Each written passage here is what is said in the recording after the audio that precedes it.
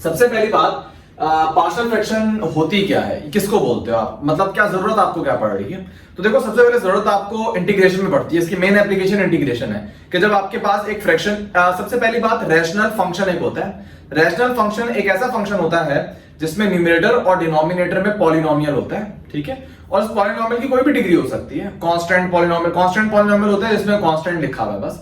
तो न्यूमरेटर में या डिनोमिनेटर में कोई कांस्टेंट भी हो सकता है, या कोई डिग्री 1 का हो, डिग्री 2 का, कोई भी पॉलिनोमियल लिखा हुआ है, तो उस वाले फंक्शन को आप बोलते हो रैशनल फंक्शन। अब चूंकि फ्रैक्शन में होता है तो दैट्स व्हाई रैशनल फ्रैक्शन भी बोला जाता है। रैशनल फ्रैक्शन या रैशनल फंक्शन दोनों के मतलब यही है कि भाई न्यूमरेटर डिनोमिनेटर में आपके पास एक पॉलिनोमियल होता है, और जो डिनोमिनेटर में पॉलिनोमियल है वो जीरो नहीं हो सकता। मसला हो जाएगा ना फिर। न्यूमरेटर में वैसे जीरो नहीं हो सकता, क्योंकि जीरो हो गया तो पूरा आपका आंसर जो है वो जीरो हो जाएगा। चलो उसकी फिर कोई गुंजाइश बनती है, लेकिन डिनोमिनेटर में अगर जीरो आ जाए तो फ्रैक्शन आपकी अनडिफाइन हो जाती है। तो दैट्स व्हाई डिनोमिनेटर में जीरो नहीं आना चाहिए। कोई और पॉलिनोमियल हो, कोई और कांस्टेंट पॉलिनोमियल हो, 2 आ जाए, 3 आ जाए, -1 आ जाए, लेकिन जीरो नहीं आ सकता, ये मसला है इसका। अच्छा जी, अब अगर आप बात करो कि रैशनल पार्शियल फ्रैक्शन क्या होता है। अगर आपके पास एक रैशनल फ्रैक्शन लिखी हुई है, उस रैशनल फ्रैक्शन को देखो, आप लोग बचपन से करते हुए आ रहे। फॉर एग्जांपल अगर मैं आप लोगों के सामने लिखूं 1/x-1 प्लस 1/x+1, मैं आपको बोलता हूं इसको सिंप्लीफाई करो, तो आप क्या करते हो, सबसे पहले एलसीएम लेते हो। एलसीएम आता है x-1 x+1। इस x+1 को 1 से करो, इस x-1 को 1 से करो, माइनस में से माइनस कैंसिल, आंसर आ रहा है 2x अपॉन, इनको अगर सॉल्व करो तो ये हो जाएगा x² -1, ये होगा ना। अब कहने का मतलब ये आपके पास, आपने क्या किया, दो फ्रैक्शंस थे उनको सिंप्लीफाई करके कन्वर्ट कर लिया एक फ्रैक्शन में। अब अगर मैं आपको बोलूं उसके रिवर्स काम करो, रिवर्स मतलब मैं आपको ये फ्रैक्शन दे दूं और मैं बोलूं कि इस फ्रैक्शन को कन्वर्ट करो इसमें, तो इस प्रोसेस को आप कहते हो कि रेजोल्यूशन इनटू पार्शियल फ्रैक्शन, या फिर आप पार्शियल फ्रैक्शन डिकम्पोजिशन भी इसके लिए वर्ड यूज कर लेते हो कि आपने फ्रैक्शन को पार्शियल फ्रैक्शन में डिकम्पोज किया है, कन्वर्ट कर दिया उसके अंदर। 12 कुछ इंपॉर्टेंट टर्म्स हैं। सबसे पहले रैशनल फ्रैक्शन तो मैंने आपको समझा दिए कि न्यूमरेटर डिनोमिनेटर में पॉलिनोमियल है, डिनोमिनेटर वाला पॉलिनोमियल जीरो नहीं हो सकता। अच्छा, दो किस्म की फ्रैक्शंस आपने पढ़ी थी। फ्रैक्शंस एक होती थी प्रॉपर फ्रैक्शन, एक होती थी इम्प्रॉपर फ्रैक्शन। प्रॉपर फ्रैक्शन वो होती थी कि जिसका न्यूमरेटर छोटा हो, डिनोमिनेटर बड़ा हो। और इम्प्रॉपर क्या होती थी कि जिसका न्यूमरेटर बड़ा हो और डिनोमिनेटर छोटा हो, ठीक है। वह इक्वल का केस नहीं होता था, क्योंकि न्यूमरेटर डिनोमिनेटर इक्वल हो गया तो आंसर 1 आ जाता है, ठीक है। ये नॉर्मल फ्रैक्शंस की आप बात करते थे। अब अगर आपके पास कोई अलजेब्रिक फ्रैक्शन है कि ऊपर नीचे नंबर नहीं बल्कि पॉलिनोमियल लिखा हुआ है, तो अब आप इसमें कैसे बताओगे क्या प्रॉपर होती है क्या इम्प्रॉपर होती है। तो प्रॉपर वो होगी कि जिसमें न्यूमरेटर की डिग्री जो है वो कम हो डिनोमिनेटर की डिग्री से। डिग्री का कॉन्सेप्ट आई होप आप लोगों को पता होगा, मैक्सिमम पावर जो है पूरे पॉलिनोमियल की। तो अगर न्यूमरेटर की डिग्री छोटी है, डिनोमिनेटर की बड़ी है, तो उसको आप बोलोगे प्रॉपर रैशनल फ्रैक्शन। और अगर न्यूमरेटर की डिग्री बराबर हो या बड़ी हो डिनोमिनेटर से, दोनों केसेस में आप क्या बोलोगे, इम्प्रॉपर रैशनल फ्रैक्शन। ये चीज मैंने यहां पे लिखी हुई कि अगर न्यूमरेटर में जो पॉलिनोमियल है इज ग्रेटर देन और इक्वल टू डिनोमिनेटर में जो पॉलिनोमियल है, तो आप बोलोगे इम्प्रॉपर। और जो न्यूमरेटर में है अगर उसकी डिग्री, अच्छा डिग्री की बात की जा रही है, वर्डिंग मैंने यहां पे मिस हो गया मुझसे, लेकिन इसका मतलब है कि डिग्री ऑफ पॉलिनोमियल। वैसे पॉलिनोमियल को कंपेयर कैसे करोगे, पॉलिनोमियल को कंपेयर करने का तरीका ये कि आप डिग्री वाइज कंपेयर करोगे ना, इसकी डिग्री बड़ी है इसकी छोटी है, तो यहां पे लिखा हुआ ना p of x is smaller than q of x, इसका मतलब degree of polynomial p of x is less than degree of polynomial q of x, ये मतलब होगा इसका। तो प्रॉपर इम्प्रॉपर देखिए, याद रखना ये जो पार्शियल फ्रैक्शन में आप डिकम्पोज करते हो ना, ये सिर्फ उसी वक्त पॉसिबल है जब आपकी फ्रैक्शन प्रॉपर हो। प्रॉपर होगी तब आप रिजॉल्व करोगे, अगर प्रॉपर नहीं है, इम्प्रॉपर है, तो फिर आप क्या करोगे, मैंने एग्जांपल दी है, आप उसको डिवाइड करोगे, कन्वर्ट करोगे दोबारा प्रॉपर में, और फिर आप रिजॉल्व कर दोगे। तो जहन में रखना, कभी भी डिनोमिनेटर देख के डिसाइड नहीं करने लग जाना, पहले देखना वो फ्रैक्शन है क्या। अगर प्रॉपर है तब फिर आपको केस अप्लाई करना, और अगर प्रॉपर नहीं है, इम्प्रॉपर है, तो पहले डिवाइड करोगे। जब आप डिवाइड करते हो ना, तो होता क्या है कि एक तो आपके पास सिंपल एक एक्सप्रेशन आ गई है यहाँ पे, और साथ आपको एक प्रॉपर मिलेगी फ्रैक्शन। हमेशा ऐसी होता है, इम्प्रॉपर को जब डिवाइड करोगे तो एक आपके पास पॉलिनोमियल सिंपल गिवन है और उसके साथ एडिशन में आपके पास एक प्रॉपर फ्रैक्शन होगी, ठीक है। जैसे आपके पास कोई इम्प्रॉपर फ्रैक्शन थी 5/2, 5/2 को जब आप मिक्स फॉर्म में लिखोगे ना, मिक्स फॉर्म में हम कैसे लिखते थे, 2 + 1/2, जिसको नॉर्मली 2 1/2 आप लिखते थे। तो 2 एक होल नंबर होता था, 1/2 एक प्रॉपर होती थी।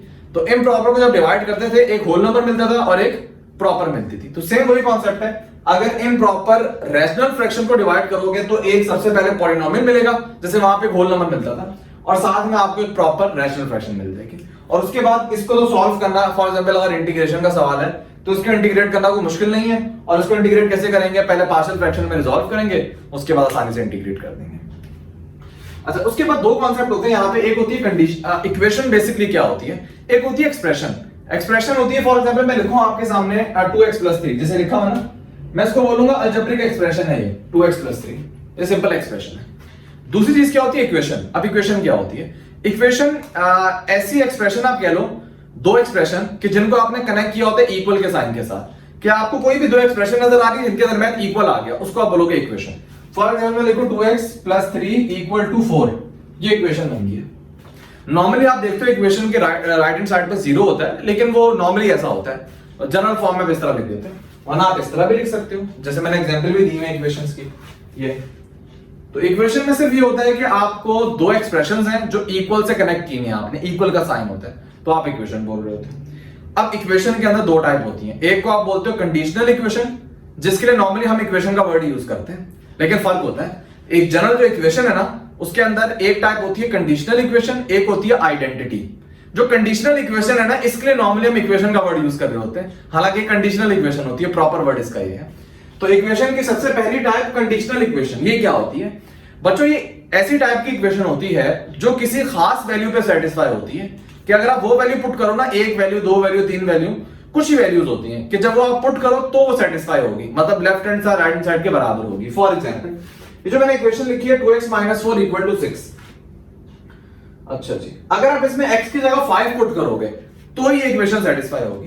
अच्छा, कॉल आ गई थी एक, मैं आप लोगों को पता नहीं क्या बता रहा था, मैं कह रहा था कंडीशनल इक्वेशन ऐसी इक्वेशन होती है जो किसी खास वैल्यू पे सेटिस्फाई हो रही होती है। फॉर एग्जांपल अगर आप इस इक्वेशन में 5 पुट करोगे ना, तो left hand side right hand side के बराबर आएगी। इक्वेशन सेटिस्फाई करने का मतलब ये होता है कि जब आप वैल्यू पुट करो तो वो सेटिस्फाई कर रही हो left hand side right hand side को।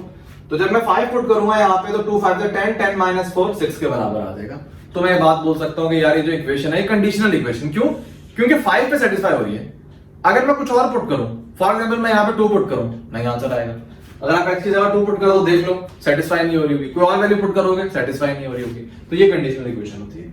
फिर दूसरी किस्म की इक्वेशन होती है जिसको आप बोलते हो आइडेंटिटी इक्वेशन। आइडेंटिटी इक्वेशन या नॉर्मली आइडेंटिटी हम बोल देते हैं, ये वो इक्वेशन होती है जो हर वैल्यू पे सेटिस्फाई हो रही होती है।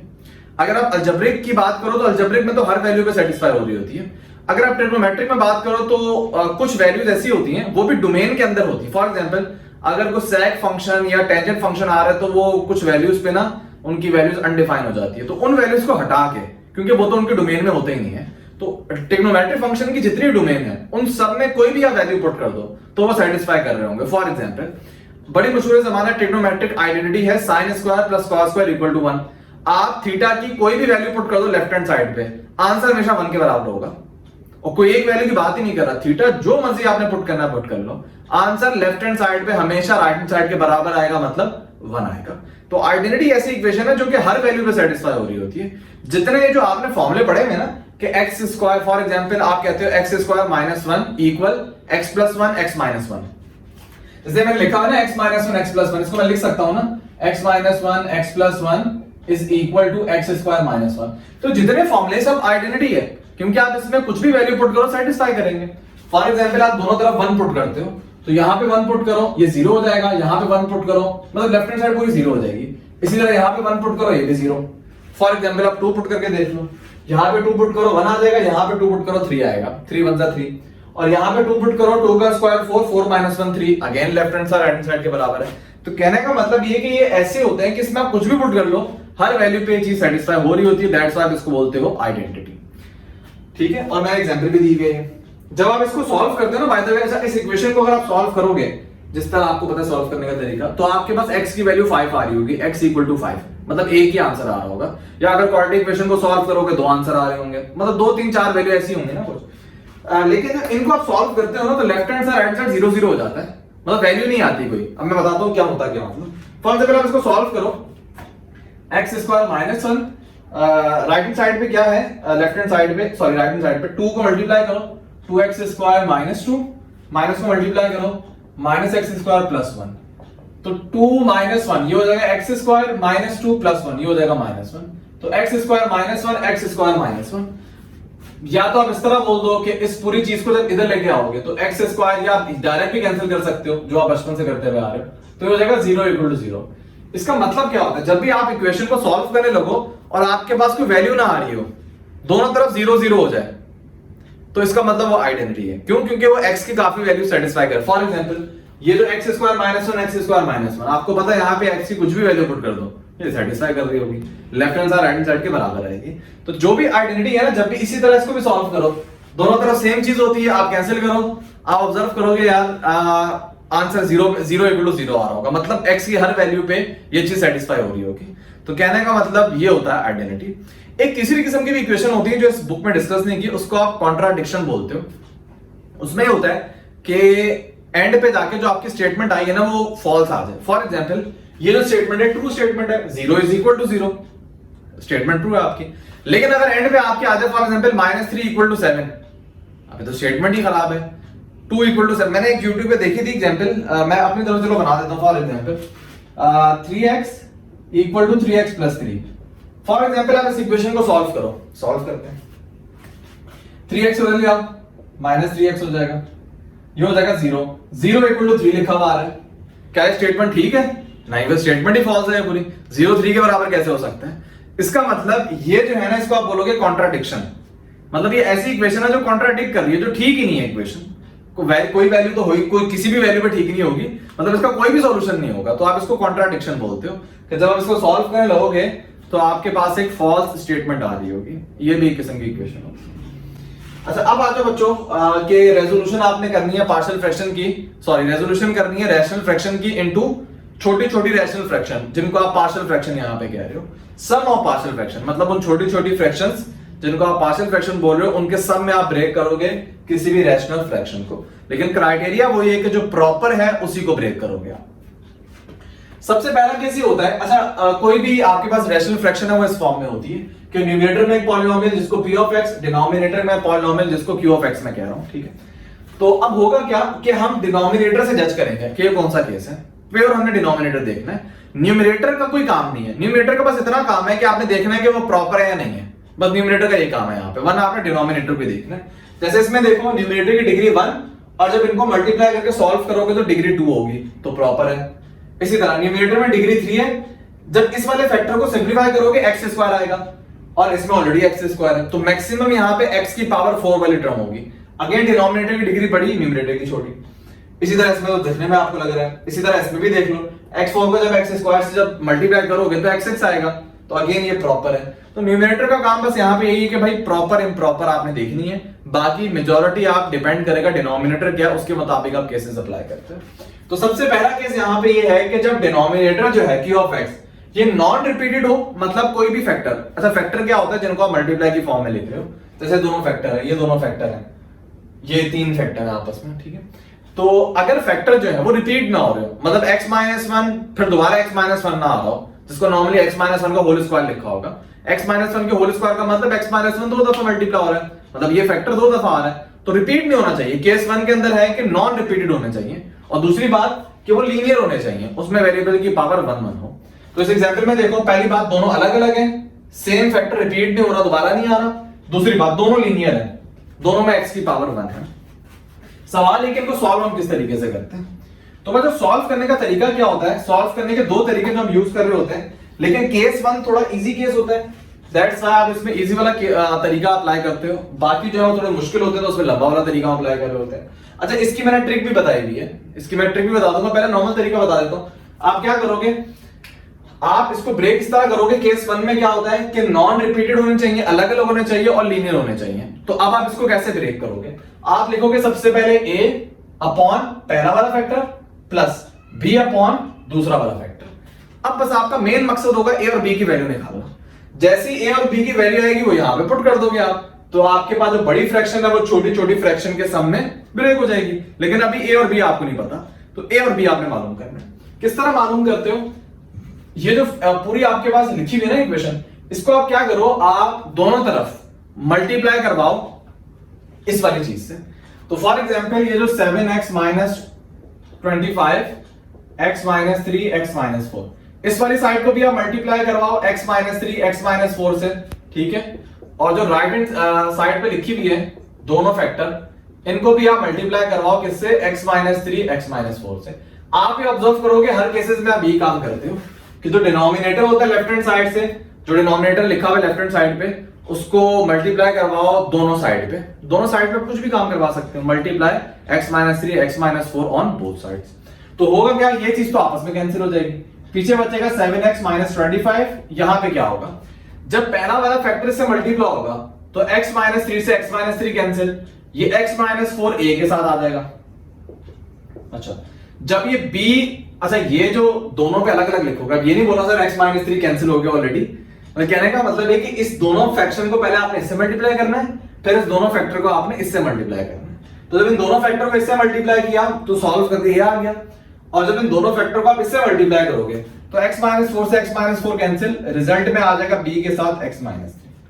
उसके बाद आपने यहाँ पे क्या करना है, ये काम जस्ट आप आइडेंटिटी में करते हो, क्योंकि आपको पता है आइडेंटिटी हर वैल्यू पे सेटिस्फाई होती है। तो आप अपनी मर्जी से कुछ भी पुट कर दो, लेफ्ट हैंड साइड पे राइट हैंड साइड पे आप कुछ भी पुट कर दो, आपको पता है left hand side right side के बराबर आएगी।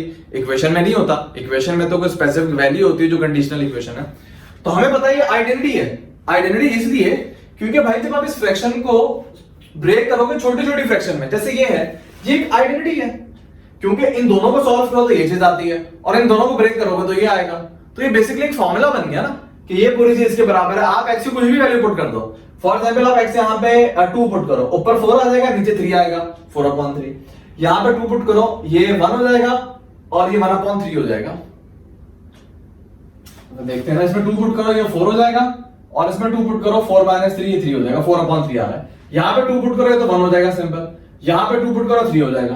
तो 1 को जब आप 1/3 में ऐड करोगे तो 4/3 आ जाएगा। कहने का मतलब आप x की कुछ भी वैल्यू पुट करो, बस वो वाली वैल्यू नहीं पुट करना जो डिनोमिनेटर को 0 कर दे, वो अनडिफाइन हो जाएगा। फिर जैसे 1 नहीं पुट कर देना, फिर तो अजीब सी चीज हो जाएगी ना। 1 आइडेंटिटी का कोई लेना देना नहीं है, 1 का प्योर ताल्लुक है डोमेन से, 1 इसके डोमेन में नहीं है, वरना वो अनडिफाइन हो जाएगा। बाकी इसके अलावा कोई भी वैल्यू है। इसी तरह -1 भी नहीं आप पुट कर सकते, क्योंकि पता है यहाँ पे -1 पुट करोगे तब भी 0 आ रहा होगा। तो जैसे यहाँ पे -1 पुट करोगे 0 हो जाएगा, तो -1 और 1 के अलावा आप कुछ भी पुट कर दो, यहाँ पे सेटिस्फाई हो रही होगी। तो सेम कॉन्सेप्ट है, जब आप किसी भी पार्शियल फ्रैक्शन को, किसी भी रैशनल फ्रैक्शन को पार्शियल फ्रैक्शन में रिजॉल्व करते हो, तो आपके पास एक आइडेंटिटी आती है कि जो कोई भी वैल्यू पुट करो उस पे सेटिस्फाई हो रही होती है। तो दैट्स व्हाई आप x की अपनी मर्जी से कुछ भी वैल्यू पुट कर दो, ये स्टेटमेंट ठीक होगी, मतलब left hand side right side के हमेशा बराबर होगी। तो ये काम सिर्फ आइडेंटिटी में आप करते हो। अब a और b की वैल्यू निकालने के लिए हमें तो बड़ा आसानी होगी कि यार आप x कुछ भी पुट कर सकते हो, आपकी मर्जी है, आपको a और b निकालना। तो मैं क्या करूंगा, मैं सबसे पहले जो b के साथ लिखा हुआ है उसको मैं 0 के बराबर रखूंगा, x-3 को 0 के बराबर रखो, आंसर आएगा x = 3। इसका मतलब जब मैं x की जगह 3 पुट करूंगा तो ये वाली चीज पूरी 0 हो जाएगी और मेरे पास a की वैल्यू आ जाएगी। ठीक है, तो मैंने क्या किया, मैंने अपनी तरफ से पूरी आइडेंटिटी के अंदर x की जगह 3 पुट कर दिया। तो यहां पे 3 पुट करो, अच्छा इसी तरह यहां पे आप 3 पुट करो, और यहां पे जब 3 पुट करोगे सब 0 हो जाएगा। ठीक है, तो ये हो जाएगा -4, ये हो जाएगा -1। सॉल्व करना, a की वैल्यू 4 आ रही होगी। जैसे a की वैल्यू आ जाए, अब आपको b निकालना, वही काम करना। a को आप 0 कर दो, a को 0 कैसे करोगे, x की जगह 4 पुट कर दो। जब यहाँ पे 4 पुट करोगे a 0 हो जाएगा, यहाँ पे 4 पुट करो, 4 - 3 1 होता है, तो राइट हैंड साइड पे b बच जाएगा, और यहाँ पे 4 पुट करो, 28 - 25 3। इसका मतलब b की वैल्यू क्या आ जाएगी, 3 आ जाएगी। जो वैल्यू आई वो यहाँ पे आप पुट कर दो, ये हो जाएगा 4, ये हो जाएगा 3। आप इसको चेक भी कर सकते हो, 4/x-3 + 3/x-4।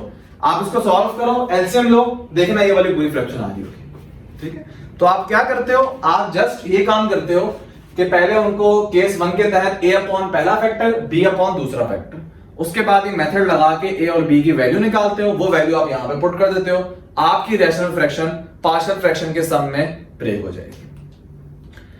और सेकंड ईयर में आप इंटीग्रेट करते हो तो आप आसानी से इसको इंटीग्रेट करने का मतलब आप इन दोनों को इंटीग्रेट करो, क्योंकि ये वाली चीज इसी के बराबर है। इसको इंटीग्रेट करना मुश्किल था, लेकिन इनको इंटीग्रेट करना काफी इजी है, आप आसानी से इंटीग्रेट कर सकते हैं। तो बाकी वो 6.8 का काम है, तो सॉरी सेकंड ईयर में इंटीग्रेशन का काम है, चैप्टर नंबर 3 में मैंने बताया था आप लोगों को। इसके ट्रिक होती है इंटीग्रेशन की और रेजोल्यूशन की भी होती है, वो मैंने वहीं पे इंटीग्रेशन में डिस्कस की भी है, तो वहीं पे देख लेंगे, अभी ऐसे बताने की जरूरत है नहीं। या अगर क्या बताना चाहते हो बता देता हूँ, सिंपल सा है कि फॉर एग्जांपल ये सिर्फ केस 1 के ऊपर होती है, केस 1 जिसमें डिनोमिनेटर रिपीटेड ना हो और लीनियर फैक्टर हो, सिर्फ उसी पे वैलिड है केस 1 पे ट्रिक। क्या आप डायरेक्ट a और b की वैल्यू निकाल सकते हो शॉर्ट तरीके से। किस तरीके से कि फॉर एग्जांपल ये आपके पास लिखी हुई ना फ्रैक्शन, आप क्या करो, आप ये जो पहला फैक्टर है इसको 0 के बराबर रखो। मतलब काम आप यही कर रहे होते हो, बस लंबे लंबे स्टेप में कर रहे होते हो। इसी काम को कम स्टेप में आप इस तरह करोगे कि आप x माइनस 3 को 0 रखो, x की वैल्यू क्या आ रही होगी 3। आप इस फैक्टर के अलावा पूरी फ्रैक्शन के अंदर 3 पुट कर दो।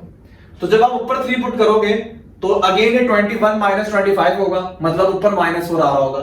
इधर 3 पुट करोगे 3 माइनस 4, नीचे -1 आ रहा होगा।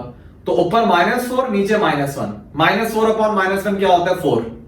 ए की वैल्यू आ गई जो आपने यहां पे निकाली थी, की वैल्यू 4। काम ही किया था आपने, लेकिन लंबे स्टेप में किया था। फिर दूसरे फैक्टर को आप इक्वल टू 0 रखो, x माइनस 4 को 0 के बराबर रखो, x की वैल्यू 4 आएगी। इस फैक्टर में पुट नहीं कर देना, हमारा डिनोमिनेटर 0 हो जाएगा। इस फैक्टर के अलावा पूरी फ्रैक्शन में आप 4 पुट करो।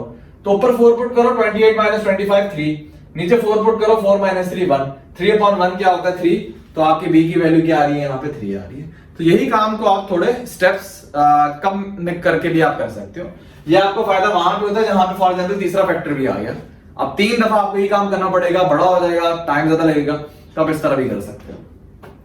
ये एक तरीका होता है ए बी की वैल्यूज निकालने का। अब दूसरा तरीका जो है वो नॉर्मली केस 2, केस 3, केस 4 पे लग रहा होता है, क्योंकि ये वाला तरीका इतना वैलिड नहीं होता, क्योंकि यहाँ पे डिनोमिनेटर में जैसे यहाँ पे था ना, डिनोमिनेटर इसका डिनोमिनेटर अलग, इसका अलग, दैट्स व्हाई इसके साथ अलग चीज लिखी हुई है, इसके साथ अलग चीज लिखी हुई है। लेकिन यहाँ पे ऐसा नहीं होता, इनके डिनोमिनेटर सेम होते हैं। फॉर एग्जांपल x+1 इस तरह इधर भी x+1 आ रहा है, तो आप x+1 को 0 कर दोगे तो तीनों चीजें 0 हो जाएंगी।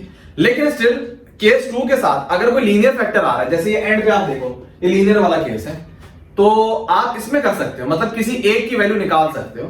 फॉर एग्जांपल अगर आपने यहाँ पे जब सॉल्व करोगे ना, चलो सॉल्व करते हैं, तरीका बताता हूं, उसके बाद बताता हूं क्या करना है। सबसे पहले समझ लो केस 2 है क्या, फिर जरा देखते हैं इसको। केस 2 का मतलब क्या है कि व्हेन आपका डिनोमिनेटर जो है उसके अंदर रिपीटेड लीनियर फैक्टर हो, लेकिन लीनियर हो लेकिन रिपीट हो रहे हो, एक से ज्यादा आ रहे हो। फॉर एग्जांपल देखो यहाँ पे x+1 2 दफा आ रहा है, x+1 और सिर्फ 2 दफा नहीं आ रहा, 3 दफा आ रहा है। जब आप x² -1 को सॉल्व करोगे तो x² -1 क्या होता है, x-1 x+1।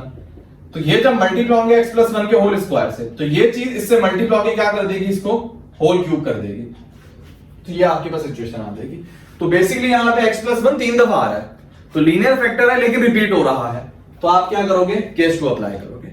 और केस 2 में बाकी केसेस भी तो आ सकते हैं ना, केस 1 भी तो लग सकता है। फॉर एग्जांपल अगर आप मतलब है इसको केस 2 बोलोगे, लेकिन ये छोटी चीज जो आपको नजर आ रही है x-1, ये एक लीनियर फैक्टर है। लीनियर फैक्टर को आपने केस 1 में देखा था और रिपीट भी नहीं हो रहा, तो केस 1 में आपने देखा था किस तरह ट्रीट किया था, जस्ट उस लीनियर फैक्टर को आप लिख दोगे, ठीक है। तो ये काम तो आपने केस 1 में कर लिया था। अब अगर कोई लीनियर फैक्टर रिपीट हो रहा है, अब इसको ब्रेक कैसे करोगे, क्या इसके ब्रेक करने का तरीका वही होगा जो आपने केस 1 में किया, नहीं। x-1 को तो सिंपल ब्रेक कर दोगे ना, उसमें तो कोई इश्यू ही नहीं है, वो तो कोई मसला नहीं है। x+1 के होल क्यूब को किस तरह ब्रेक करोगे, आप लिखोगे सबसे पहले a/x+1, मतलब बेसिकली x+1 की पावर 1 कंसीडर करोगे सबसे पहले। फिर आप लिखोगे b/x+1 की पावर 2, फिर आप लिखोगे c/x+1 की पावर क्यूब, और ये लिखते जाओगे जब तक कंप्लीट ना हो जाए। फॉर एग्जांपल यहां पे होता है x+1 की पावर 5, तो आप क्या करते हैं, a/x+1, b/x+1 का होल स्क्वायर, c/x+1 का होल क्यूब, फिर d/x+1 का होल 4 प्लस d के बाद क्या आता है e/x+1 की होल पावर 5। तो 5 तक आप जाओगे, 1 से स्टार्ट करोगे, 1 2 3 4 अप टू 5 तक, तो 5 फ्रैक्शन में आप इसको ब्रेक करोगे, ये काम। और ये तो बेचारा लीनियर था, ये तो आपने केस 1 के हिसाब से कर दिया। अब सवाल है कि इसको सॉल्व किस तरह करेंगे, ABCD की वैल्यू कैसे निकालेंगे, तो इसमें दूसरा तरीका मैं आपको बताऊंगा। अच्छा, स्टार्टिंग का काम वही है कि इस पूरे जो डिनोमिनेटर इसको मल्टीप्लाई कर दो left hand side right hand side से। तो जब इस पूरी चीज को लेफ्ट हैंड साइड पे मल्टीप्लाई करवाओगे तो न्यूमरेटर बच जाएगा सिर्फ, क्योंकि डिनोमिनेटर तो कैंसिल हो जाएगा, ठीक है। बाकी इस पूरी चीज को आप मल्टीप्लाई करवाओ हर टर्म से, ठीक है। अच्छा, ब्रेक मैंने इसको किया, इसको नहीं किया, इसको सिंपलीफाई करके यहां पे किया, अब ब्रेक करना मैंने स्टार्ट किया। तो जब इस पूरी चीज को जो लेफ्ट हैंड साइड है, इसको जब आप मल्टीप्लाई करोगे इस पूरे डिनोमिनेटर से, तो जो मल्टीप्लाई किया है और जो डिनोमिनेटर है वो तो कैंसिल हो जाएंगे, जस्ट 4x³ बच जाएगा। राइट हैंड साइड पे क्या होगा, सबसे पहला फैक्टर है a/x+1, इसको जब आप मल्टीप्लाई करोगे इस डिनोमिनेटर से तो क्या होगा, x+1 का होल क्यूब x-1, तो होगा कि x+1 से एक x+1 कैंसिल हो जाएगा, तो a के साथ क्या लिखोगे आप, a के साथ लिखोगे a x+1 का होल स्क्वायर x-1, क्योंकि एक पावर कैंसिल होगी लेकिन बाकी ये जो एक्सप्रेशन है ये a से मल्टीप्लाई होगी, तो आप इस तरह लिख दो। फिर ये तो दूसरी फ्रैक्शन है, इसको जब आप मल्टीप्लाई करोगे डिनोमिनेटर से तो क्या होगा, b अपॉन x प्लस 1 का होल स्क्वायर। जब इसको मल्टीप्लाई करोगे x प्लस 1 की होल क्यूब x माइनस 1 से, तो ये कैंसिल होकर जस्ट x प्लस 1 बच जाएगा और x माइनस 1 बच जाएगा। तो b के साथ लिखा होगा x प्लस 1 x माइनस 1, जिसको सिंप्लीफाई करो तो आप x स्क्वायर माइनस 1 भी लिख सकते हो। अच्छा, c के साथ अब क्या होगा, अगेन c के जो c वाली फ्रैक्शन है अगेन मल्टीप्लाई कर दोगे आप इससे, तो मैं यहीं पे लिख देता हूं c अपॉन x प्लस 1 का होल क्यूब और मल्टीप्लाई करो x plus 1 whole cube x minus 1 से, तो ये वाली चीज कैंसिल हो जाएंगे, जस्ट x माइनस 1 बचेगा, तो c के साथ x माइनस 1 आ गया। और d के साथ क्या होगा, जब इस पूरी चीज को आप मल्टीप्लाई करोगे d अपॉन x माइनस 1 से, तो x माइनस 1 से x माइनस 1 कैंसिल, पीछे बचेगा x प्लस 1 की होल पावर क्यूब। अब अगर आप इसमें देखो, आप a b c की डायरेक्ट वैल्यू नहीं निकाल सकते। फॉर एग्जांपल देखो, a में भी x प्लस 1 आ रहा है, b में भी x प्लस 1 आ ही रहा है, सॉल्व कर दिया आपने, और c में भी x प्लस 1 आ रहा है। मतलब अगर आप x प्लस 1 को 0 रखोगे ना, तो जस्ट c की वैल्यू आएगी और किसी की वैल्यू नहीं आ सकती। क्यों नहीं आ सकती, c की खैर वैल्यू आप निकाल सकते हो। c की वैल्यू कैसे निकालोगे, c की वैल्यू निकालने का तरीका ये है कि आप x की जगह पुट कर दो -1, मतलब इस x प्लस 1 को आप 0 के बराबर रखो, वैल्यू आएगी -1। पूरी फ्रैक्शन, पूरी एक्सप्रेशन के अंदर -1 पुट करो। जब यहां पे -1 पुट करोगे ये 0 हो जाएगा, यहां पे -1 पुट करोगे ये 0 हो जाएगा, यहां पे -1 पुट करोगे ये 0 हो जाएगा, और यहां पे -1 पुट करोगे माइनस माइनस क्या हो जाएगा, -2, तो c के साथ -2 आ जाएगा। और लेफ्ट हैंड साइड पे जब आप -1 पुट करोगे, -1 का क्यूब माइनस को 4 से मल्टीप्लाई करो, -4, c का आंसर 2 आ जाएगा। तो c की वैल्यू तो आप डायरेक्ट निकाल सकते हो। उसके बाद आप देखो क्या किसी और की वैल्यू आ रही है, क्योंकि बेहतर ये होता है कि अगर आप वैसे निकाल सकते हो निकाल लो, मेरा बताया ना इक्वेशन सॉल्व करने में बड़ी आसानी होगी फिर। तो अगर आप यहां पे देखो x माइनस 1 इसमें भी आ रहा है, x माइनस 1 इसमें भी है, x माइनस 1 इसमें भी है। अगर आप x माइनस 1 को 0 और d में नहीं है, तो अगर x माइनस 1 को 0 रखोगे तो d की वैल्यू आ जाएगी।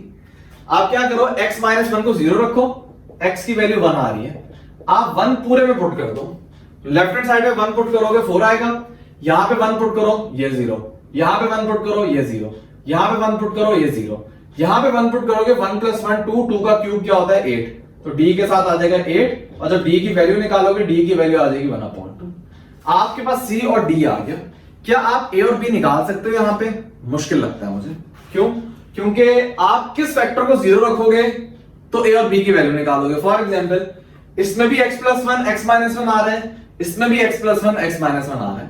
आप जिस फैक्टर को इक्वल रखना चाहोगे दोनों 0 ही हो जाएंगे। फॉर एग्जांपल आप कहते हो मैं x माइनस 1 को 0 रखता हूं, मतलब x की वैल्यू 1, तो 1 इसमें पुट करो ये भी 0, 1 इसमें पुट करो ये भी 0।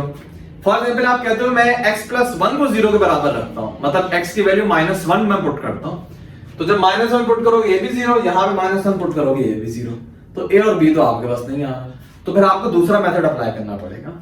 तो जिनसे आपके पास आसानी से वैल्यू आ रही है मैं कहता हूं निकाल लो ना उसकी, और जो नहीं आ रही फिर दूसरे मेथड पे जाना, फिर दूसरा मेथड इजी हो जाएगा। अगर नहीं निकालोगे ना इक्वेशंस काफी मुश्किल आ रही होंगी, फंस जाओगे फिर। तो जब c और d आ गया, अब दूसरे मेथड पे आ जाओ। दूसरा मेथड बेसिकली ये कहता है कि आप लेफ्ट हैंड साइड को सिंप्लीफाई करो। किस तरीके से, जैसे आप नॉर्मल मतलब मल्टीप्लाई करते हो। फॉर एग्जांपल यहां पे a के साथ लिखा हुआ है x प्लस 1 का होल स्क्वायर x माइनस 1, इन दोनों को मल्टीप्लाई करना है आपने। x plus 1 by the way क्या होता है, x square plus 2x plus 1, ये हो जाएगा। अच्छा b तो नेक्स्ट स्टेप में हम सिंप्लीफाई कर लेते हैं। अच्छा c भी नेक्स्ट स्टेप में सिंप्लीफाई कर लेते हैं, और d जो है इसको अभी कर लेते हैं। ये हो जाएगा d, फॉर्मूला लगाओ x प्लस 1 का होल क्यूब, ये हो जाएगा x cube plus 3x square plus 3x plus 1। अच्छा उसके बाद आपने जिस तरह सिंप्लीफाई करते हो वैसे ही करोगे, इन फ्रैक्शंस को आप सॉल्व करो। अच्छा थोड़ा स्टेप स्किप कर देना, ज्यादा बेहतर है। जैसे x स्क्वायर को x से मल्टीप्लाई करोगे तो x क्यूब आएगा, और x क्यूब नहीं आएगा इसमें से, तो x स्क्वायर को x से करो x क्यूब। अच्छा x स्क्वायर को -1 से करोगे तो -x स्क्वायर, इस 2x को इस x से करोगे तो 2x स्क्वायर आएगा, तो 2x स्क्वायर और जो x स्क्वायर को -1 करके -x स्क्वायर आ रहा था, ऐड करोगे तो x स्क्वायर बच जाएगा। फिर 2x को -1 से करोगे -2x, और इस 1 को x से करोगे तो x और -2x -x होता है। फिर आप क्या करोगे, 1 को -1 से करोगे -1।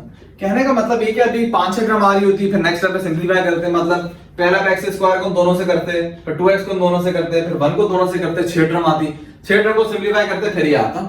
तो मैंने थोड़ा जल्दी में डायरेक्ट कर दिया। इस तरह भी कैलकुलेशन आप कर सकते हो कि x स्क्वायर को x क्यूब से करो, अब x क्यूब और नहीं आ सकता, मैक्सिमम x क्यूब ही आएगा, वो साइड पे लिख दो।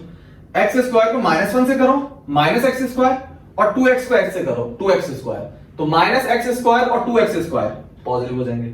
इसी तरह अब 2x को -1 से करो, -2x, और इस 1 को x से करो, x, तो -2x और x -x, फिर 1 को -1 से करो तो सॉल्व हो जाएगा। अच्छा, इसमें क्या करो, इसमें तो खैर ऐसी है, ऐसे रहने दो इसको, इसको भी ऐसे रहने दो, और जो नीचे वाला जो है उसको भी ऐसे रहने दो। अब आप क्या करो, अब बेहतर ये है कि आप देखो, आपकी इस पूरी लेफ्ट हैंड साइड पे एक x क्यूब वाली टर्म होगी, एक x स्क्वायर वाली होगी, एक x की होगी, एक कांस्टेंट होगा, ये चल रहा है ना।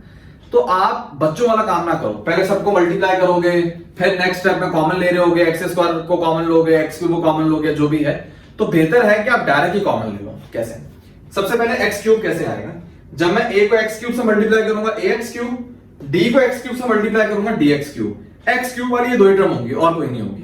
तो मतलब ax क्यूब और dx क्यूब, इसमें आप अगर x क्यूब कॉमन लोगे तो यहां से आएगा a और इधर से आ रहा होगा d। भाई वही बात है ना, एक टर्म होगी ax क्यूब, एक टर्म होगी dx क्यूब, तो आप डायरेक्ट x क्यूब कॉमन ले लो, a प्लस डी, एक स्टेप आप स्किप कर दो दरमियान में। फिर ये d वाली टर्म नीचे आएगी पूरी, मतलब ये कंफ्यूज नहीं होता ना, ये तो पूरी d की टर्म है ना, ये सेम थी इसलिए मैंने लिखी नहीं थी, ये पूरी एक्सप्रेशन आपकी इस तरीके से। तो ax क्यूब और dx क्यूब से आपकी बात टर्म आ रही है। अब स्क्वायर वाली देखो, स्क्वायर वाली कैसे आएगी, एक तो स्क्वायर वाली होगी ax स्क्वायर, एक होगी bx स्क्वायर, एक होगी 3d स्क्वायर। तो आप क्या करो, सबसे पहले x स्क्वायर लिख लो, अब जरा कॉमन लो। सबसे पहले ax स्क्वायर मतलब a कॉमन आ रहा है, अच्छा, bx स्क्वायर b कॉमन आ रहा है, और ये हो जाएगा 3dx स्क्वायर मतलब 3d कॉमन आ रहा है। तो आपने इस तरह दे दिया। अब जरा x वाली टर्म देखो, एक ये होगी -ax वाली, तो लिख लेते हैं -a। अच्छा, यहां पे तो x वाली टर्म नहीं है, यहां पे आएगी cx मतलब c। अच्छा, नीचे d को जब 3x से करोगे 3d हो जाएगा, x कॉमन आ गया। अब आखिर में बच्चे कांस्टेंट की टर्म, कांस्टेंट कैसे आएगी, a को -1 से करो -a, b को -1 से करो -b, c को -1 से करो -c, d को 1 से मल्टीप्लाई करो d। ये आपके पास एक कांस्टेंट की टर्म आ गई है। मैंने अलग अलग कैटेगरी पूरी बनाई है, x cube, x square, x और कांस्टेंट। जब आप इस फॉर्म में कन्वर्ट कर लोगे, ये दो वैल्यू तो आपने निकाल ली है, मैं ऊपर लिख लेता हूं कि c यहां पे 2 है, d यहां पे 1/2 है, आपको कैलकुलेशन में आसानी होगी। बाकी मैं मिटा देता हूं यहां से, ठीक है। ये करने के बाद आपने क्या करना है, देखो लेफ्ट हैंड साइड पे असल इस वाली इक्वेशन को कंसीडर करना है ना, जो फाइनल इक्वेशन है, इसमें लेफ्ट हैंड साइड पे क्या लिखा हुआ था, लेफ्ट हैंड साइड पे जस्ट 4x क्यूब लिखा हुआ था। मतलब लेफ्ट हैंड साइड को आप इस तरह लिख सकते हो, 4x cube plus 0x square plus 0x plus 1 sorry plus 0। मतलब लेफ्ट हैंड साइड पे 4x क्यूब के अलावा कुछ था ही नहीं, मतलब 0 थे सारे के सारे।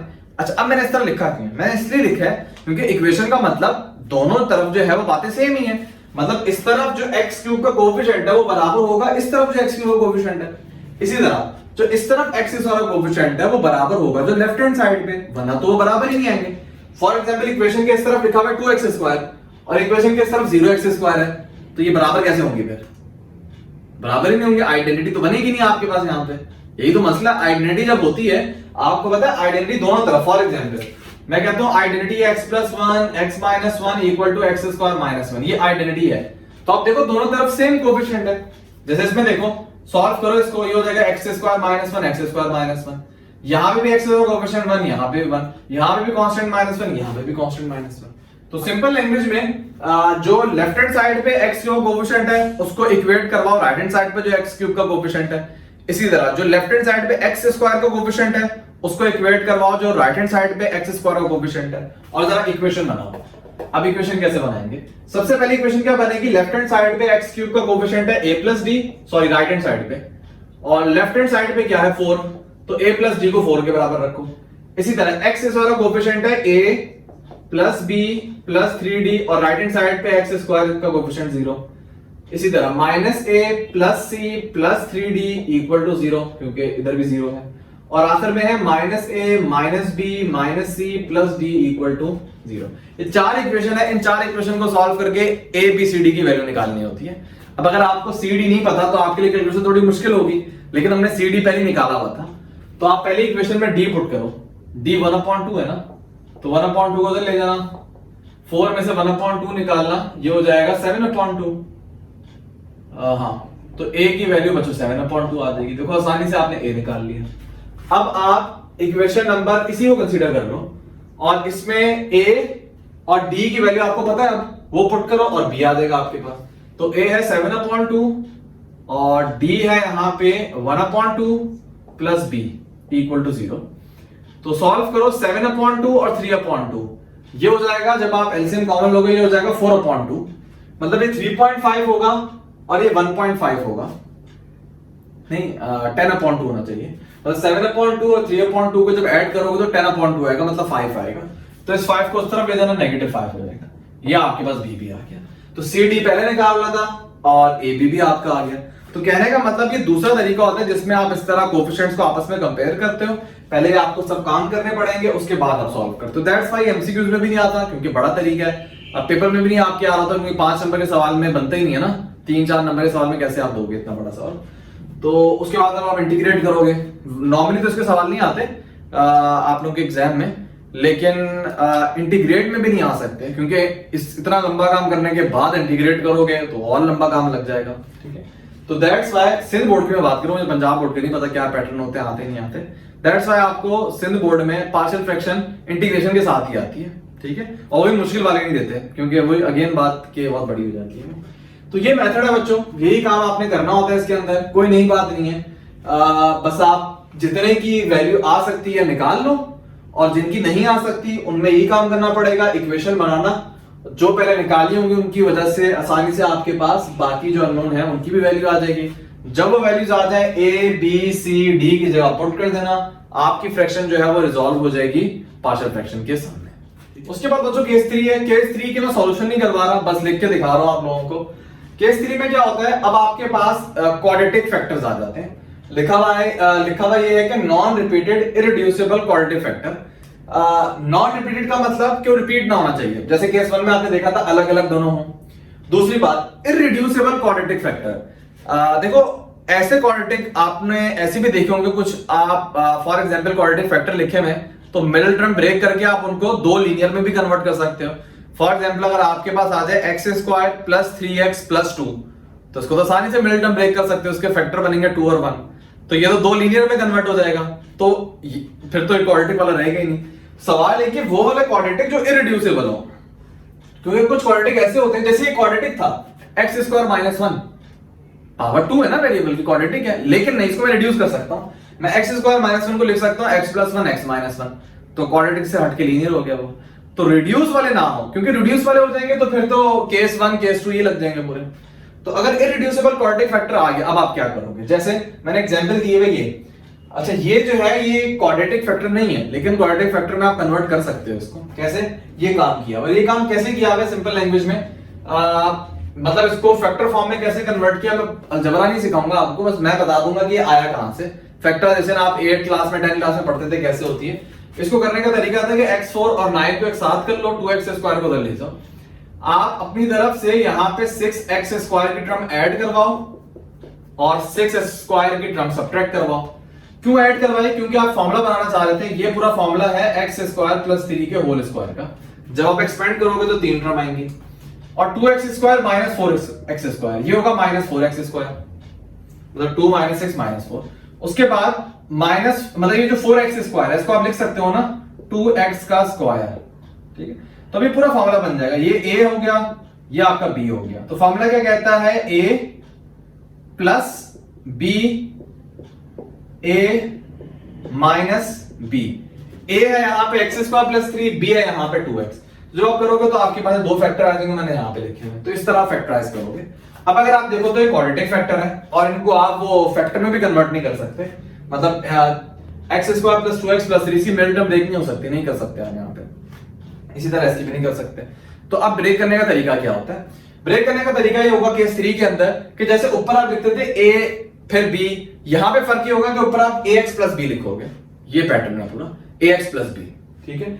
तो आप ऊपर लिखोगे ax प्लस b और नीचे पहला वाला फैक्टर, फिर दूसरे में लिखोगे cx प्लस d, नीचे लिखोगे दूसरा फैक्टर। फॉर एग्जाम्पल अगर तीसरा भी क्वाड्रेटिक आ रहा होता तो आप लिखते ex प्लस f अपॉन तीसरा जो भी फैक्टर आ रहा है। ये करने के बाद काम वही करना है, आप इस पूरी चीज को मल्टीप्लाई करवाओगे दोनों तरफ, आपके पास वही सब चीजें आ रही होंगी।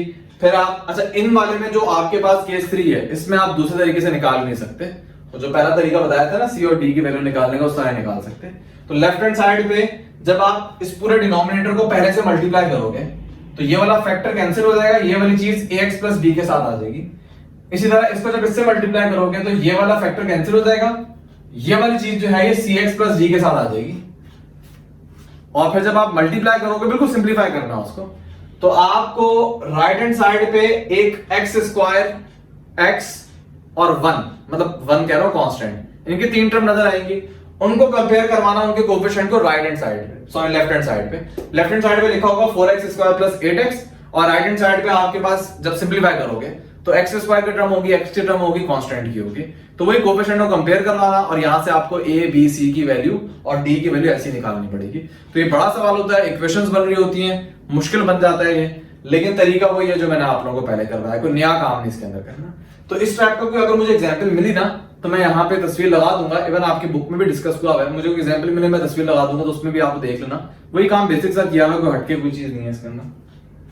और केस 4 पे आ जाओ, 4 में है कि वही रिपीटेड इरिड्यूसिबल, मतलब क्वाड्रेटिक फैक्टर इरिड्यूसिबल ही है लेकिन अब रिपीट हो रहे हैं, 2 दफा आ रहे हैं। फॉर एग्जांपल जैसे आप एग्जांपल में देखो 1 माइनस एक्स की पावर 4 को आप किस तरह सिंप्लीफाई कर सकते हो, इसको इस तरह लिखो 1 का स्क्वायर एक्स स्क्वायर का स्क्वायर, मतलब 1 माइनस एक्स की पावर 4 को आप इस तरह लिख सकते हो।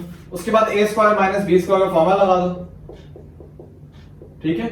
अच्छा इसको तो सिंप्लीफाई नहीं कर सकते, इसको मजीद सिंप्लीफाई कर सकते हो, इसको लिख सकते हो 1 माइनस एक्स 1 प्लस एक्स, और ये 1 प्लस एक्स स्क्वायर अपनी जगह पे। तो कहने का मतलब यहाँ पे ये है कि ये जो पूरी चीज है इसको आप इन 3 चीजों में कन्वर्ट कर सकते हो, फिर इन 3 चीजों को मल्टीप्लाई करो 1 प्लस एक्स स्क्वायर से, तो 1 plus x square 1 plus x square, ये हो जाएगा 1 प्लस एक्स स्क्वायर का होल स्क्वायर, और 1 प्लस एक्स 1 माइनस एक्स अपनी जगह पे मौजूद है। तो इन दो पे तो सिंपल केस 1 वाली टेक्निक लगा दोगे कि कांस्टेंट तो ऊपर कोई भी नाम दे दो, e अपॉन 1 माइनस एक्स मतलब पहला फैक्टर और दूसरा फैक्टर आपने लिख लिया। ये जो शुरू है इसमें क्या होगा, अब ये क्वाड्रेटिक है, जब भी क्वाड्रेटिक फैक्टर हो तो न्यूमरेटर आप इस फॉर्म में लिखते हो ax प्लस b, और डिनोमिनेटर में आप लिखोगे 1 प्लस एक्स स्क्वायर की पावर 1, फिर पावर 2 तक है ना, तो फिर दूसरे में क्या लिखोगे cx प्लस d और 1 प्लस एक्स स्क्वायर की पावर 2, जस्ट लाइक आप केस 2 में करते थे कि अगर पावर 3 है तो पहले पावर 1 फिर पावर 2 फिर पावर 3। फॉर एग्जांपल यहां पे 1 प्लस एक्स स्क्वायर की पावर 4 होती तो आप क्या करते हैं, पहली टर्म ऐसी होती ax plus b divide by 1 plus x square की whole power 1 plus cx plus d 1 plus x square की होल पावर 2, फिर होता ex plus f 1 plus x square की पावर होल क्यूब, और फिर एंड पे होता 2 कांस्टेंट लगा लेना ऊपर, डिनोमिनेटर में होता 1 प्लस एक्स स्क्वायर की होल पावर 4। जब तक 4 में आता तब तक आप लिखते रहते हैं, और लिखने के बाद फिर वही काम करना, डिनोमिनेटर को मल्टीप्लाई करना दोनों तरफ से, वही होंगे। अब यहाँ पे 6 अननोन है, तो भाई काम बड़ा है, काम मुश्किल नहीं है, काम बड़ा है बस, और कोई बड़ी बात नहीं है इसके अंदर। तो आप लोग अपनी बुक खोलना, सिंध बोर्ड के अगर बच्चे हैं तो 6.8 सेकेंडरी की आप लोग खोल लेना, तो उसमें आपको एक केस सारे मिल जाएंगे, एग्जाम्पल भी आप लोगों की बुक में दी हुई है, सिंध बोर्ड में देख लेता हूँ केस 4 हाँ की एग्जाम्पल दी हुई है। तो बस अब केस 4 में भी कुछ ऐसी एग्जाम्पल बन सकती है कि आप डायरेक्ट वैल्यू निकाल लो। जैसे एक सवाल उन्होंने यहाँ पे मेंशन किया है, यहाँ पे शायद ऐसी कोई सिचुएशन बने जैसे इधर है, इधर आप आई गेस किसी एक की वैल्यू निकाल सकते हो, आप डायरेक्ट चेक करके देख लेना, क्योंकि कोई एक ऐसा होगा जिसमें एक फैक्टर जो सब में आ रहा होगा वो उसमें नहीं आ रहा होगा, करके देख लेना। अगर आप इसको मल्टीप्लाई या सिंप्लीफाई करोगे ना, कोई एक ऐसा होगा, देख लेना, मुझे देखना पड़ेगा। तो ऐसा होगा कि जिसमें सब में वो वाला फैक्टर है लेकिन उसमें वो वाला फैक्टर नहीं होगा, तो अगर आप उसको 0 करोगे तो उसकी वैल्यू आ जाएगी, बाकी सब 0 हो जाएंगे। तो शायद किसी एक की आप डायरेक्ट वैल्यू निकाल सकते हो, लेकिन बाकियों के लिए अगेन आपको वही मल्टीप्लाई करके कंपेयर करवाना पड़ेगा, कोएफिशिएंट तभी आएगा। जैसे सिंध बोर्ड में पेज 224 सेकेंडरी में आपको एग्जांपल लिखी हुई है जिसमें आपके पास टोटल अननोन है 5, जिसमें से एक ही उन्होंने डायरेक्ट वैल्यू निकाली हुई है, लेकिन बाकी डायरेक्ट नहीं आ सकती। उन्होंने बस लिख दिया कि इक्वेटिंग द कोएफिशिएंट, दरमियान वाले सारे स्टेप उन्होंने स्किप कर दिए, लेकिन ऑब्वियसली आपको तो करने पड़ेंगे, आपको क्या पता कि कोएफिशिएंट क्या आ रहे हैं, आपको वही लंबा पूरा काम करना पड़ेगा, सिंप्लीफाई करना पड़ेगा, फिर आप इक्वेट करवाओगे, इक्वेशंस बन रही होंगी, फिर उन्होंने सॉल्व करके एंड पे पार्शियल फ्रैक्शन में रिजॉल्व किया। तो ये सब काम आपको करना पड़ेगा। तो बस बच्चों यही 4 केसेस हैं। अच्छा, फॉर एग्जांपल अगर कभी आपसे इम्प्रॉपर दे दें तो आप इसको डायरेक्ट डिनोमिनेटर पे नहीं जाना कि डिनोमिनेटर को मैं फैक्टराइज करके वो केस लगा दूं। अब इम्प्रॉपर है तो पहले डिवाइड करोगे आप, और डिवाइड करके देख लेते हैं। तो डिवाइड करना बड़ा इजी काम है। यहाँ पे 6x³ plus 5x² minus 7 divide करना है 3x² माइनस 2x माइनस 1। तो इसको सबसे पहले मल्टीप्लाई करो 2x से, तो 3x² को 2x से करो 6x³, 2x को माइनस 2x से करो माइनस 4x², 2x को माइनस 1 से करो माइनस 2x, साइड पे लिख दो। साइन चेंज करो, कैंसिल, ये हो जाएगा 9x² प्लस 2x, ये हो जाएगा माइनस 7। 3x² को 3 से मल्टीप्लाई करवाओ, 9x², 3 को माइनस 2 से करो माइनस 6x, 3 को माइनस 1 से करो माइनस 3। साइन चेंज करो, ये कैंसिल, ये हो जाएगा 8x, ये हो जाएगा माइनस 4। तो कोई भी डिवीजन को लिखने का तरीका क्या होता है? Quotient plus remainder upon division. तो क्वोशंट क्या होता है? ये जो ऊपर लिखा हुआ है, तो 2x plus 3 plus remainder, reminder क्या है? 8x माइनस 4 डिवाइडेड बाय, ये डिवीजर होता है। तो डिवीजर आप लिख दिए 3x² माइनस 2x माइनस 1। अब इसको तो छेड़ने की जरूरत ही नहीं है, इसको क्या सिंप्लीफाई करोगे? सिंप्लीफाई है। फॉर एग्जांपल आप इंटीग्रेशन करना चाह रहे हो, इसको आसानी से इंटीग्रेट कर सकते हो। असल मसला इसका है, लेकिन अब ये प्रॉपर बन गई है, पहले ये इम्प्रॉपर थी, नहीं कर सकते थे, अब ये प्रॉपर बन गया, आप इसको प्रॉपर के तरीके से करो। लेकिन इसमें कोई क्वाड्रेटिक वाली कोई सिचुएशन ही लगा देना, इसको आप सिंप्लीफाई कर सकते हो। तो आप इसको कैसे लिख सकते हो? आप इसको लिखना,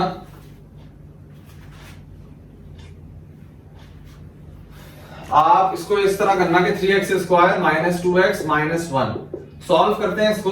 तो ये क्या होगा? -3 है ना, तो -3 के फैक्टर पर लिख सकते हो -3x प्लस x।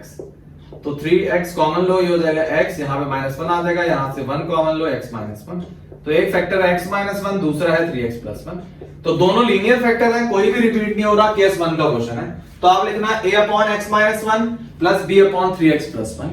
तो ये जो पूरी आपकी प्रॉपर है, इसको इक्वल करना, इन दोनों फ्रैक्शन के a और b की वैल्यू निकालना, तो ये रिजॉल्व हो जाएगी। उसके बाद आप आसानी से इंटीग्रेट कर देना। स्टूडेंट के ध्यान में आ सकता है, अगर ये क्या कहते हैं ना हो, फॉर एग्जांपल अगर ये जो आपके पास नीचे लिखी हुई है ना क्वाड्रेटिक, ये अगर रिजॉल्व ना हो, आप क्या करोगे? मतलब ये क्वाड्रेटिक जो है ये कन्वर्ट ना हो किसके अंदर? लीनियर फैक्टर के अंदर, या कोई भी फैक्टर के अंदर कन्वर्ट ना हो, तो फिर क्या करेंगे? तो फिर क्या क्वाड्रेटिक वाला केस लगाएंगे? नहीं, क्वाड्रेटिक वाला केस कैसे लगाओगे? इसके अंदर सेंस नहीं बनेगी ना। क्या इस पूरी चीज को आप लिखोगे कि बराबर है ax plus b upon 3x² minus 2x minus 1। इस तरह लिखोगे तो आप बेवकूफ होगे। क्यों? क्योंकि जब आप इसको मल्टीप्लाई करोगे दोबारा a की वैल्यू 8 आ रही होगी, b की वैल्यू -4 आ रही होगी, तो इस तरह करके कोई फायदा ही नहीं है आपका।